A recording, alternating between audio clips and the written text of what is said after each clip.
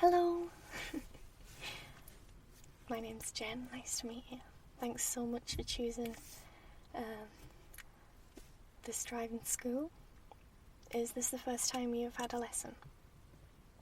That's totally fine, okay? I'm going to show you a few basics in this hour. This first hour is free, so even if you don't like it, that's fine. But I'm sure you will. I'm going to show you, first of all, different things in the car, and then later on we can go back to the office and I'll show you just some basic highway code rules, things like that. So you get a taste of all the different things you'll be learning with us. Yeah, most people pass within 25 to 30 lessons. They're usually ready for their lessons then, and we have a 90% first time pass rate. It's very good, yes. Okay, so we'll get started. Alright, so the first thing I want to show you is the steering wheel. I know it seems obvious, but some people have no idea. So we're learning in a Clio, a Renault Clio, so it's got the Renault symbol there in the middle. Here is the horn. I won't press it because it'll be really loud. And this is also the airbag. The passenger has an airbag as well. That's to help if you crash, God forbid.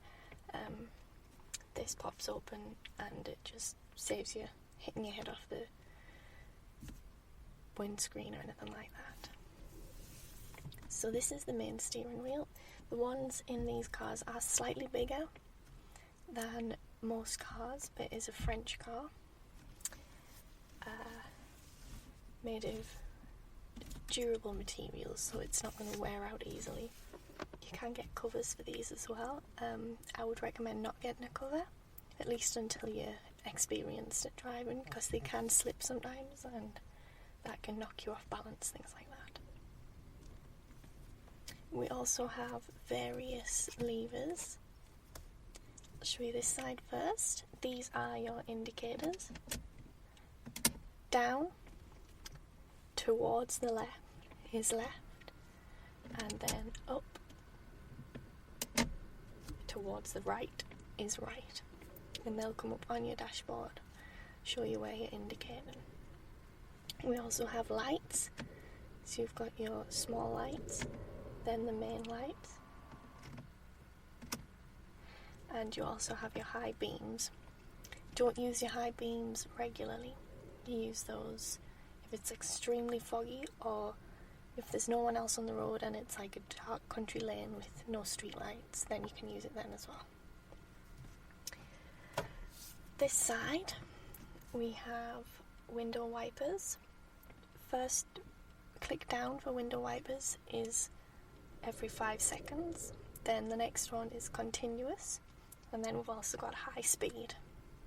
You can also pull this lever back and that washes the windscreen. And then we've got the light settings here, but you shouldn't need those yet. They're all set up fine. They don't need to be higher or lower than they already are. Here we have various dials. This one is your revs. Then we have petrol, temperature, and speed. The national speed limit is 70. You're not supposed to go faster than that. So I would recommend not. We won't be going as fast as that. At least not yet. Okay, I'll show you some of the things here on the dial as well. So here we have some of the different systems on the car. This is where the heating or air conditioning will come out. You can move these different ways to show you where the air is going to blow, and then you can move this so it'll blow further towards your head or to the rest of your body. This is the door lock. press that and they lock or they open. This is for your hazard lights. So if you've broken down, you put this on to alert other drivers. This is the rear window heater, so if you're steamed up you can press that. Then we have a radio, a CD player, we won't be using that at all. And then down here we have heating control, various fans, and how much pressure you want the fan to put out. Alright, so now you know the basic layout of the dashboard. Okay, next I will show you the gear stick. We have 5 gears on this one and a reverse. To use the reverse, you have to lift up this little lever and push it up like that. Then first gear is up, second down from there, third, fourth, and finally 5th. The gear stick is very durable. You will get used to it eventually. It may take some time, but that's perfectly fine. Everyone has different levels of learning, so that's going to be just fine. We also have different pedals. I'll tell you about those. Okay, so different pedals. We have 3 pedals because it's a manual gear shift. If you get an automatic car, they do only have 2 pedals because they don't have a clutch. The pedals are accelerator, brake, clutch. So if you think of it as A, B, C, but backwards. Accelerator is the most sensitive. You don't need to push that down or you'll shoot off. We're not going to be doing any drag racing, so we don't need to be doing that. The brake is probably the most important pedal, and I'll be showing you how to do some emergency stops, things like that. And then the clutch is what we use to change gears. We press in the clutch, change the gear, let out the clutch and press the accelerator. So the clutch and accelerator work together like this. I know that's a lot to take in all at once, but how are you feeling about that so far? Pretty confident? That's brilliant. Okay. So, shall we head back to the office? And we'll have a look at some highway codes. Brilliant. Okay, so now we're back here at the office. I'm going to show you a few simple things that you need to know about driving on the roads in the UK. Some of the highway code and some pointers, what to do, what not to do, and also some tricks of the trade, shall we say. Okay, so we're going to start off with traffic lights. This is something everyone who drives needs to know, and something that people who don't drive take for granted. So let's show you.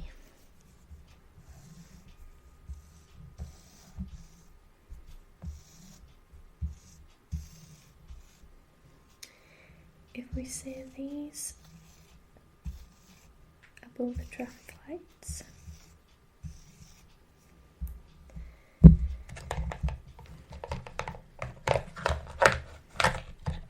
we have red on the top,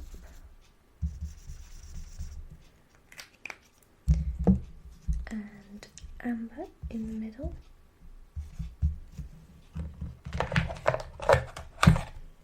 and then we have green on the bottom. Now, immediately When people who don't drive or aren't used to driving think about traffic lights, you think there's 3 simple steps: red, amber, green. But that's not the case. When the traffic light is getting ready to turn green, it will go like this: red, then red and amber will both lit up at the same time, and then green. So when it's going to go green, both red and amber will be on at the same time. When it's going back to red, it will go green, amber, red. So it's red, then red and amber, and then they both turn off and it goes green. Going back to red to stop, it will go green, then that goes off, amber, then that goes off, and then red. Does that make sense? Yeah. Just wipe this clean.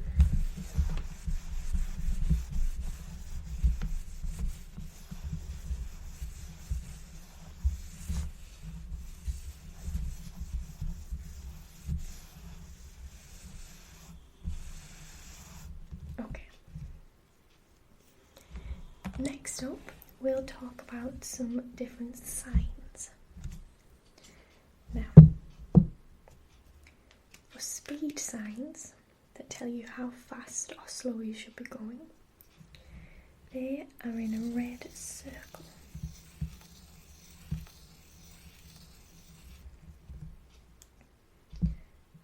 So it will either say 30, 40, 50, and then when it's 60, just imagine this pen's black, 60, it will be a sign like this, and then you know you can go 60.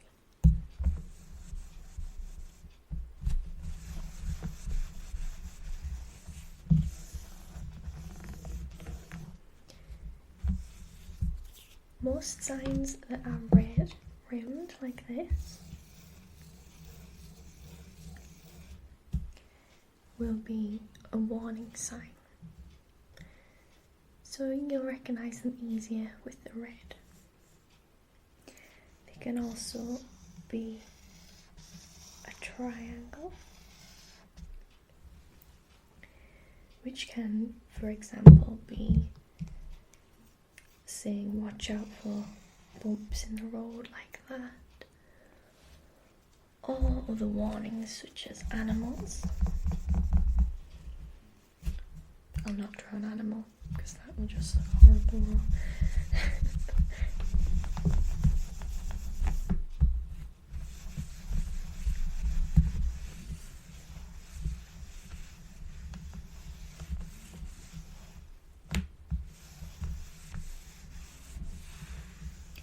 What we're going to do further along the line is a reverse park. Now I'll show you a brief diagram. So we'll say there's a car here, call that car 1, and a car here, car 2. That means there's a space right here. This is where we will go. So what we will do is this will be us.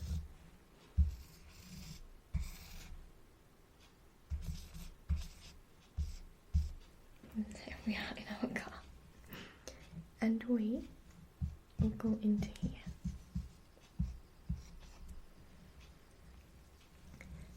This will be the front of us. And this is the back here.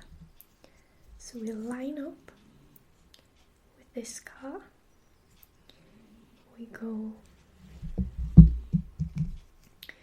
reversing until our mirror and their light line up like this. So we reverse round like this, and then we turn the wheel so that we eventually end up in the space. Now it does look complicated, but once you get the hang of where the gears are, reverse, and the turning of the steering wheel, it does become a lot easier.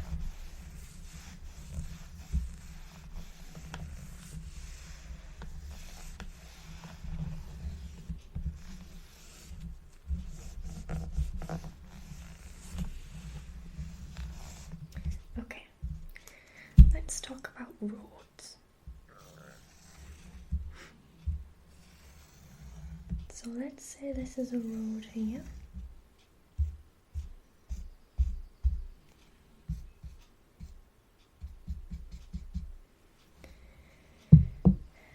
And we're parked here, coming out this way. Now if we want to turn left, it can be quite easy because you only have to look to the right. So you look right when you turn left, because cars will be coming from this direction on the left hand side of the road. And if it's clear, then you can turn. Turning right is slightly more difficult, but not too much. Turning right means you have to cross over the whole road to get onto the other side. So you have to look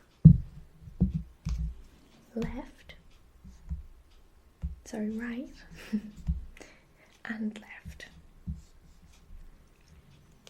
because there'll be things coming from this direction and this direction. I always advise to look right, left, then right again. That way you leave yourself enough time to go out, making sure that there's nothing coming this way.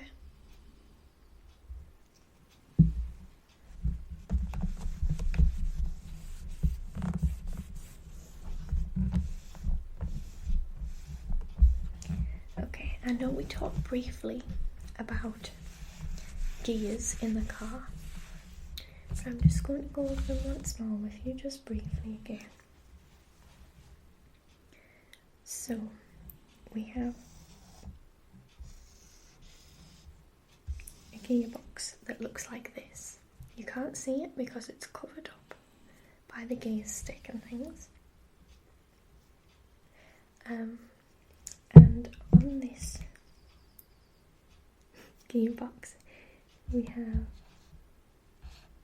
reverse and first, second, third, fourth, and fifth. And then we have the gear stick here. Always starts off in neutral. That's dead in the middle, that is neutral.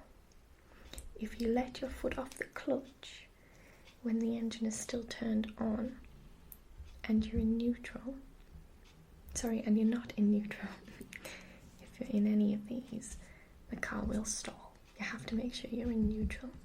And I always say when you park, make sure you put it back to neutral, because when you start it up, if it's in first, it will jolt forward and it can cause an accident. So, up here, we have reverse. Now for reverse, you have to lift up the gear stick. You remember that I showed you that little toggle? It lifts up and then you can go into reverse. For first, you don't need to lift it, you just move it left, then up, then you're in first. Second is straight down from first. Now, what you can't do in a car is go from neutral straight to any of these. You have to go first to first gear. So it's neutral first. Then it's always best to go to second, just straight down. And then from second to third.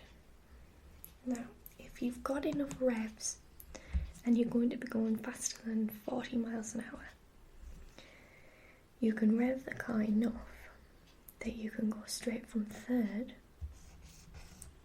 to fifth. From fifth or from any other gear, you can go down as many as you like. So the rule is you can only go up one at a time unless you're going faster, then you can go from third to fifth. But you can go down as many as you like.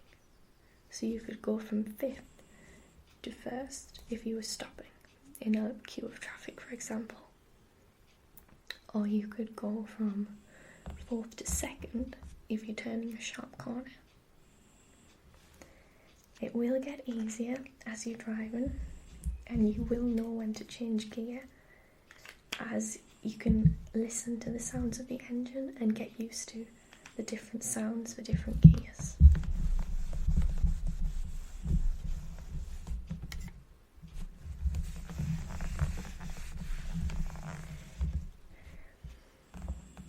Okay, so that's it for now. I hope you enjoyed this short introduction to your lessons, and I hope you choose to come back with us. I'll be happy to have you. Thank you very much. I'll see you soon. Bye bye.